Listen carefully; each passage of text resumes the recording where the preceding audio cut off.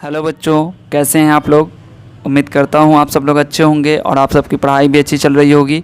आज की वीडियो में हम लोग बिहार बोर्ड क्लास 7 की मैथ से एक्सरसाइज 4.3 के प्रॉब्लम्स को सॉल्व करेंगे। ठीक है, तो वीडियो को ध्यान से देखिएगा। पहले मैं थोड़ा सा आपको कॉन्सेप्ट बता देता हूं, ठीक है, ताकि आपको जो भी प्रॉब्लम्स मैं समझाऊंगा वो आपको क्लियरली समझ में आ जाएगा। ठीक है, तो थोड़ा सा आप वीडियो को ध्यान से देखिएगा और अगर कोई चीज़ नहीं समझ में आती है तो आप वीडियो को रिवाइंड करके एक बार पूरा देख लीजिए। उसके बाद फिर आप रिवाइंड करके देख सकते हैं, ताकि जो भी कॉन्सेप्ट आपसे छूट जाता है वो आप उसमें समझ सकते हैं। ठीक है, उसके बाद भी अगर नहीं समझ में आता है तो आप मुझसे कमेंट सेक्शन में पिछली वीडियोज़ में हम लोगों ने सीख लिया था कि माध्यक और बहुलक यानी कि मीन मीडियन मोड क्या होता है और कैसे हम लोग निकालते हैं। ठीक है, इस वीडियो में हम लोग जो एक्सरसाइज हम लोग का एक्सरसाइज 4.3 उसमें हम लोग दंड आरेख यानी कि जो हम लोग बार ग्राफ है वो हम लोग देखेंगे कैसे हम लोग ड्रॉ करते हैं। ठीक है, देखिए आप लोग जानते हैं कि चित्रालेख क्या होता है। चित्रालेख का मतलब होता है पिक्टोग्राफ। पहले क्या करते थे हम लोग, संकेतों के माध्यम से जो साइन होते हैं, जो सिंबल्स होते थे, उसके प्रयोग करके हम लोग आंकड़ों का चित्रीय निरूपण करते थे, है ना। जैसे यहाँ पर ये दिख रहा है आपको पेंसिल, तो ये क्या दिख रहा है, दिखा रहा है यहाँ पर 500 पेंसिल की बिक्री। इसका मतलब क्या होगा कि 500 पेंसिल की बिक्री हुई। अगर मैंने 2 बार ऐसा बना दिया सिंबल तो इसका मतलब हो गया 500 500 1000 पेंसिल की बिक्री हो गई। ठीक है, 1 2 3 बार बना दिया तो 500 500 1000 और 500 यानी कि 1500 पेंसिल की बिक्री हो गई। तो हम लोग सिंबल्स का यानी कि संकेत का हम लोग इस्तेमाल करते थे, संकेतों का इस्तेमाल करते थे और उसकी मदद से हम लोग जो भी डाटा होता था उसको हम लोग ईजिली समझ लेते थे और उसके एनालिसिस करते थे। ठीक है, अब यहाँ पर जो हम लोग को मेन पढ़ना है वो है दंड आलेख यानी कि बार ग्राफ। तो इसमें हम लोग क्या करते हैं, देखिए दंड आलेख हम लोग जब भी बनाते हैं तो इसमें हम लोग दंड यानी कि आयत रेक्टेंगल का हम लोग इस्तेमाल करते हैं। ठीक है, आपने देखा होगा कई जगह इस तरह का बना रहता है। देखिए इसमें क्या है कि जो भी हम लोग को डाटा दे दिया जाता है उसमें हम लोग ये 1-2 लाइन ले लेते हैं। जैसे यहाँ पर क्या होता है, ये हॉरिजॉन्टल जिसको हम लोग क्षैतिज बोलते हैं और इसको हम लोग ऊर्ध्वाधर बोलते हैं। ठीक है, तो क्षैतिज जो होती है हॉरिजॉन्टल लाइन जो होती है उसके ऊपर हम लोग लिखते हैं कि भाई कौन कौन सा आइटम है या कौन कौन से नंबर्स हैं। ठीक है, और यहाँ पर जो उसका फ्रिक्वेंसी होती है या फिर वो कितनी बार आया होता है वो हम लोग लिखते हैं। ठीक है, दंड यानी कि आयत की लंबाई प्रत्येक श्रेणी की मात्रा दर्शाती है, यानी कि जो ये मात्रा कितनी मात्रा में ये दिया हुआ है, ये लंबाई ये बता देगा आपको कि कितनी मात्रा में ये श्रेणी यानी कि जो भी आपने यहाँ पर आइटम लिखा है उसका क्या है, कितना लंबा यानी कि कितना उसमें मात्रा दी गई है, कितना क्वांटिटी दिया गया, कितने नंबर्स में है। ठीक है, जो भी चीज़ है तो ये इसकी हाइट बता देगी उसकी। ठीक है, कि भाई ये कितना है, अगर ये इससे बड़ा है इसका मतलब इसकी इस कैटेगरी की जो मात्राएँ होंगी, क्वान्टिटी होगा, वो स्वाभाविक है कि ये इससे ज़्यादा होगा। ठीक है, उसके बाद है दंड समान चौड़ाई के और 2 क्रमागत दंडों के बीच में समान दूरी रखी गई है, यानी कि दंड समान चौड़ाई के होते हैं, यानी कि जो चौड़ाई रखते हैं हम लोग ये सेम रखते हैं। ठीक है, और इसके बीच का जो गैप होता है वो भी हम लोग सेम रखते हैं, बराबर रखते हैं। उसके बाद है कंस्ट्रक्शन ऑफ बार ग्राफ यानी कि दंड आलेख बनाना। कैसे बनाएंगे, देखिए इसको हम लोग जो दंड आलेख होता है उसको हम लोग ग्राफ पेपर पर बनाएंगे। ठीक है, तो आपको क्या करना है, एक ग्राफ कॉपी ले लेनी है। ठीक है, ग्राफ पेपर आपको मिलेगा मार्केट में या फिर आप कहीं भी अपने शॉप नज़दीकी शॉप पे जाएंगे जहाँ पर कॉपी किताब अगर आपको वहाँ मिलती होगी तो वहाँ पर आप उनसे पूछेंगे ग्राफ पेपर के बारे में तो आपको बताएंगे। देखिए ग्राफ पेपर कैसा होता है आपने देखा होगा, ये ग्राफ पेपर है, इस तरीके से आपको कॉपी वहाँ पे मिलेगी। आप कोई भी ले सकते हैं, छोटी कॉपी भी ले सकते हैं, बड़ी कॉपी भी ले सकते हैं। ठीक है, और इसी पेपर पर आपको ये एक्सरसाइज बनाना है। ठीक है, अगर आपके पास नहीं है तो आप प्लेन पेपर पर भी बना सकते हैं। ठीक है, लेकिन बेस्ट रहेगा कि आप इस पर बनाएं, ताकि अगर एग्जाम में अगर क्वेश्चन आता है आपको इस तरह का तो उसके लिए भी आपको ग्राफ पेपर वहाँ पे दिया जाएगा। अभी हम लोग जो पहला क्वेश्चन है उसको देखेंगे उसमें क्या कहता है, और जैसे जैसे क्वेश्चन में हम लोग आगे बढ़ते जाएंगे जहाँ पर आपको दंड आलेख बनाना होगा यानी कि बार ग्राफ बनाना होगा वहाँ पे मैं आपको स्टेप बाय स्टेप समझा दूंगा, ताकि और मैं बना भी दूंगा आपके सामने में, ताकि आप उसको प्रैक्टिस करके सीख जाएंगे बहुत अच्छे से बनाना। देखिए पहला क्वेश्चन क्या है, आकृति 4.9 में दिए दंड आलेख का प्रयोग कर निम्नलिखित प्रश्नों के उत्तर दीजिए। आपको क्या करना है, दंड आलेख दे दिया गया है, यहाँ पर बना दिया गया है और उसका इस्तेमाल करते हुए आपको जो क्वेश्चंस दिए गए हैं उसका आंसर आपको लिखना है। ठीक है, देखिए किस कंपनी की साइकिल अधिक लोकप्रिय है। सबसे पहले तो ग्राफ को समझ लेते हैं। देखिए इस ग्राफ में क्या है, जो इसकी क्षैतिज रेखा है यानी कि जो हॉरिजॉन्टल लाइन है और उस पर क्या दिया हुआ है SPRMN, यानी कि ये क्या है, कंपनी का नाम हो गया, S company, P company, R company, MN।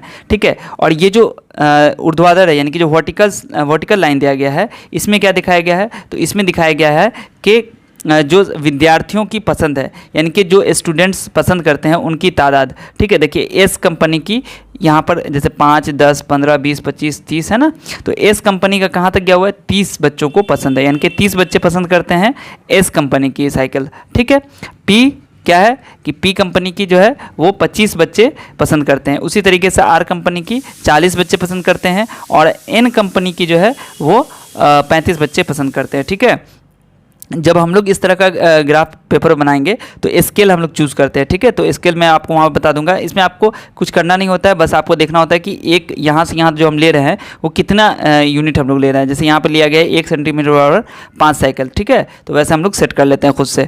अब यहाँ पर कह रहा है किस कंपनी की साइकिल अधिक लोकप्रिय है, तो आप देखिए इस ग्राफ पेपर पर जो आपका ग्राफ बनाया गया है, आलेख बनाया गया है, तो इसमें आप देख सकते हैं कि जो सबसे ऊँचा वाला, सबसे हाइट जिसकी ज़्यादा होगी उस बार को, उस दंड को हम लोग देखेंगे जिसकी सबसे हाइट ज़्यादा है। तो यहाँ पर हमसे सबसे अधिक लोकप्रिय पूछा जा रहा है, तो लोकप्रिय कौन होगा, जिसको सब बहुत ज़्यादा लोग पसंद करेंगे, तो यानी कि 40 बच्चे जिस कंपनी की साइकिल को पसंद करते हैं, ठीक है, वो लोकप्रिय होगा। ठीक है, तो यहाँ पर आप लोग लिख लीजिएगा, पहला का आंसर लिखिए किस कंपनी की साइकिल अधिक लोकप्रिय है, तो यहाँ पर लिख लीजिएगा आर। ठीक है, इसका आंसर क्या हो जाएगा, आर।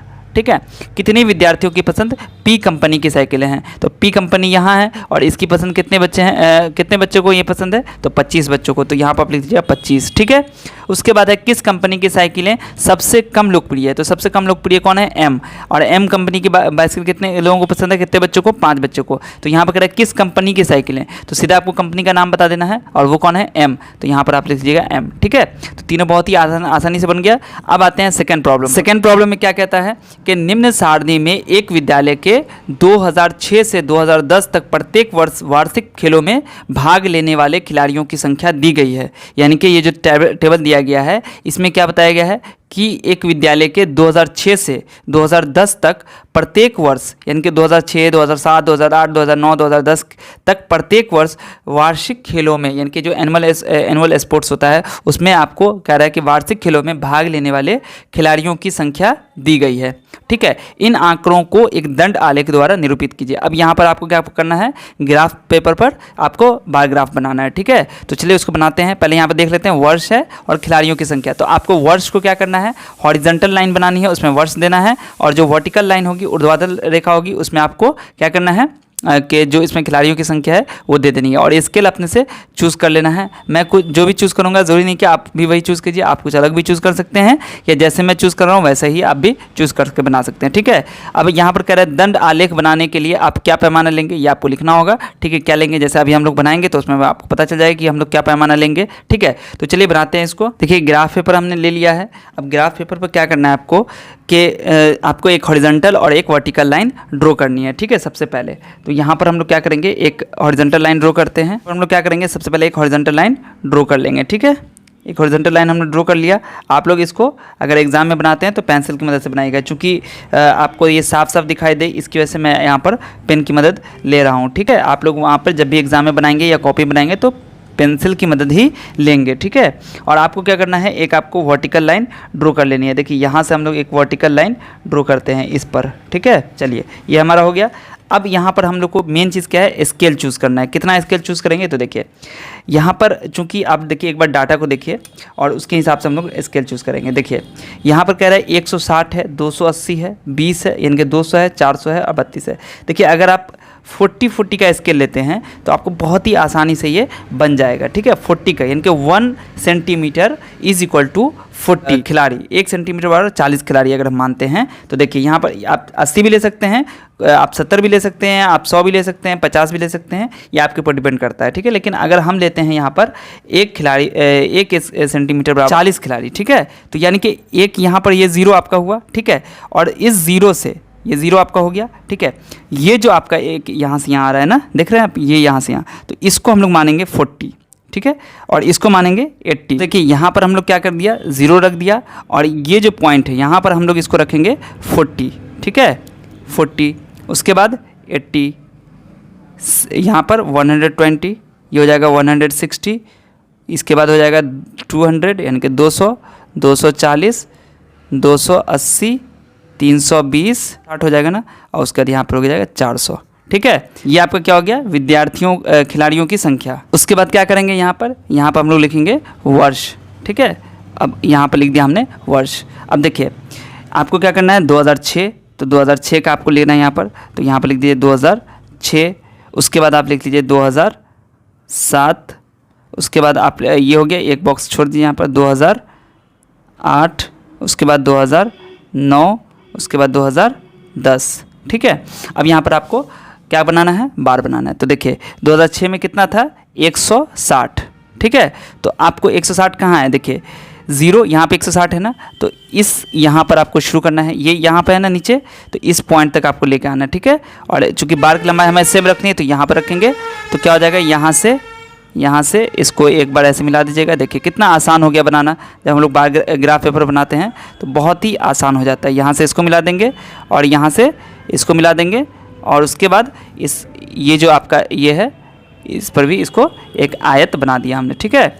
अब देखिए ये हमारा बन चुका है, कितने आसानी से बन गया और एकदम एक्यूरेट रहेगा, एक्यूरेसी रहेगा। अगर आप कॉपी पे बनाते हैं, प्लेन पेपर बनाते हैं तो भी बनेगा, लेकिन वहाँ पे थोड़ी सी एक्यूरेसी आपको कम मिलेगी। यहाँ पर आपको एक्यूरेट मिलेगा क्योंकि यहाँ पर पहले से ही लाइनिंग दी गई है, ठीक है। उसके बाद क्या है, 2007, तो 2007 में कितना है, 280। तो 280 यहाँ है ना, देखिए ये वाला है 280। आपको क्या करना है, यहाँ और यहाँ से एक लाइन लेनी है, ठीक है। तो 280 पे जाना है ना, तो 280 कहाँ है आपका, देखिए पहले ही आप मार्क कर लीजिए ताकि आपका आगे पीछे नहीं हो। 280 यहाँ है तो यहाँ पे रख लीजिए, और उसके बाद एक पॉइंट यहाँ पे रख लीजिए और इसको आप मिला दीजिए। देखिए ये आपका हो गया 2007 का 280, ठीक है। थोड़ा सा लाइन इधर आपकी हो गई है, ठीक है। ताकि देखिए ये थोड़ा सा मैं जल्दी बना रहा हूँ, इस वजह से ये थोड़ी सी दिक्कत हो रही है इसमें, ठीक है। आप लोग इसको एकदम इत्मीनान से और सही से ही बनाएगा तो खूबसूरत बनेगा, और एग्जामिनर जो भी आपको चेक करेंगे वो आपको फुल मार्क्स देंगे। 2008 में कितना है, 2008 में 200, तो 200 कहाँ जाता है आपका, देखिए यहाँ है, तो ये यहाँ से शुरू करना है आपको, और 200 यहाँ पर है, तो यहाँ पर आके आपको दे देना है निशान, ठीक है। यहाँ पर 2008 वर्ष का जो है ये 200 हो गया, और यहाँ पे ये मैंने बना दिया, ठीक है। उसके बाद है 2009। 2009 में कितना है, 400, तो देखिए 400 कहाँ है, सबसे टॉप पे, ठीक है। तो यहाँ पर आपको क्या करना है, देखिए इस यहाँ पे आपको लाइन खींचनी है, तो यहाँ और इस पॉइंट को आपको मिला देना है, यहाँ से और यहाँ से, ठीक है। तो ये हमने 2009 का भी ड्रॉ कर दिया। अब 2010 का कितना है, 320, तो 320 देखिए यहाँ पर है, तो 320 आपको यहाँ और यहाँ एक 2 पॉइंट बना दिया हमने। अब इसके बाद इसको ड्रॉ कर दीजिए। तो आपने देखा कि किस तरीके से हमने यहाँ पर 2006 का 2007 का मैंने ये ड्रॉ कर दिया है। अब इजीली इससे हम लोग सारी चीज़ें देख सकते हैं। अब जो क्वेश्चन है उसको देखते हैं। क्वेश्चन में क्या है, क्वेश्चन में है कि दंड आलेख बनाने के लिए आप क्या पैमाना लेंगे, तो यहाँ पर आप लिख दीजिएगा, क्या लिखिएगा कि 1 सेंटीमीटर बराबर 40 खिलाड़ी, ठीक है। स्केल यहाँ पर लिखिएगा 1 सेंटीमीटर बराबर 40 खिलाड़ी, ठीक है, 40 खिलाड़ी, ठीक है। ये हमारा हो गया स्केल। उसके बाद सेकंड प्रॉब्लम क्या है इसमें, देखिए सेकंड प्रॉब्लम है इसमें कि किस वर्ष में खिलाड़ियों की संख्या अधिकतम है और किस वर्ष में न्यूनतम है, यानी कि कौन से साल में ज़्यादा है और कौन से साल में सबसे कम है। कि यहाँ पर जो सबसे बड़ा बाढ़ है, जो सबसे बड़ा दंड है वो कौन सा है, ये है ना। तो यहाँ पर ये कौन सा है, 2009, तो यहाँ पर लिखेंगे, पहला आंसर हो जाएगा 2009। और उसके बाद कह रहा है कि सबसे कम, तो सबसे कम देखिए सबसे छोटा ये वाला है, यानी कि सबसे कम हो गया 2006 में। तो इसका 2 आंसर हो जाएगा 2009 और 2006, ठीक है। उसके बाद है वर्ष 2006 के खिलाड़ियों की संख्या का वर्ष 2010 के खिलाड़ियों की संख्या से अनुपात ज्ञात कीजिए। तो अनुपात मतलब भाग लगा देना है, यानी कि 2006 के खिलाड़ियों की संख्या का वर्ष 2010 के खिलाड़ियों की संख्या से। तो आपको क्या करना है, 2010 में कितने प्लेयर्स हैं उनके नंबर्स को रखना है, और यहाँ पर 2006 के कितने प्लेयर्स हैं दोनों को भाग लगा देना है।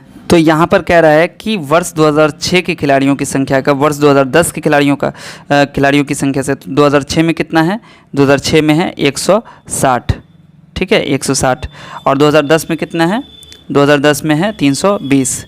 तो ये 0 से ये 0 कैंसिल, 16 का 16, 16 दूनी 32। तो यहाँ पर हो जाएगा 1/2, यानी कि अनुपात कितना हो गया, 1:2। ये आंसर लिख देंगे, या फिर आपका ये भी आंसर हो सकता है। अगला है थर्ड प्रॉब्लम। एक विद्यार्थी के प्रथम सत्र और द्वितीय सत्र का प्रदर्शन दिया हुआ है, और यहाँ पर आपको दोहरा दंड आलेख बनाना है, डबल बार ग्राफ बनाना है, ठीक है। तो ग्राफ तो हम लोग वैसे ही बनाएंगे जैसे हम लोगों ने बार ग्राफ बनाया था अभी पहले जो दूसरे प्रॉब्लम में, वैसे ही बनाएंगे। ठीक है, तो आप समझ गए होंगे कि बार ग्राफ हम लोग कैसे बनाते हैं। बस इसमें फ़र्क ये रहेगा कि इसमें डबल बार ग्राफ होगा, यानी कि एक श्रेणी के लिए जो यहाँ पर एक विषय दिया गया उसके लिए हम लोग को 2 बार ग्राफ हम लोग को बार बनाना होगा, 2 हम लोग को आयत बनाना होगा। ठीक है, तो इस वीडियो में फ़िलहाल इतना ही। अगली वीडियो में हम लोग 3rd 4th जो आगे की प्रॉब्लम है उसको हम लोग देखेंगे कैसे बनाएंगे उसमें। लेकिन उस वीडियो में मैं आपको सिर्फ जो ग्राफ पहले बना लूँगा और मैं आपको वीडियो में दिखा दूँगा कि कैसे मैंने बनाया है। ठीक है, क्योंकि प्रोसेस आपको समझ में आ गया है कि कैसे हम लोग बनाते हैं। तो अगर मैं इसको वीडियो में बनाता हूँ तो बहुत ज़्यादा टाइम लग जाता है, इसलिए मैं आपको पहले ग्राफ बना लूँगा, उसके बाद मैं आपको वीडियो में दिखा दूँगा कि कैसे ग्राफ बनाएंगे। ठीक है, पूरा प्रोसेस मैं वहाँ पर करके नहीं दिखाऊँगा। ठीक है, तो अगर लेकिन फिर भी अगर आपको नीड पड़ेगी या ज़रूरत पड़ेगी या आपको लगता होगा कि नहीं सर हमें फिर बना के ही दिखा दीजिए, तो मैं आपको वीडियो में भी बना के दिखा दूँगा। ठीक है, लेकिन ज़्यादा बच्चे अगर कमेंट करेंगे तभी मैं इसको वीडियो में बनाऊँगा अगली वीडियो में, वरना मैं इसको सिर्फ आपको समझा दूँगा ग्राफ दिखा के कि हाँ ऐसे ऐसे मैंने बनाया है और इसका मैंने उत्तर कैसे दूंगा ये भी मैं आपको बता दूंगा। ठीक है, तो चलिए मिलते हैं फिर आपसे अगली वीडियो में। तब तक अपना ध्यान रखिए। वीडियो देखने के लिए आप सभी का बहुत बहुत शुक्रिया।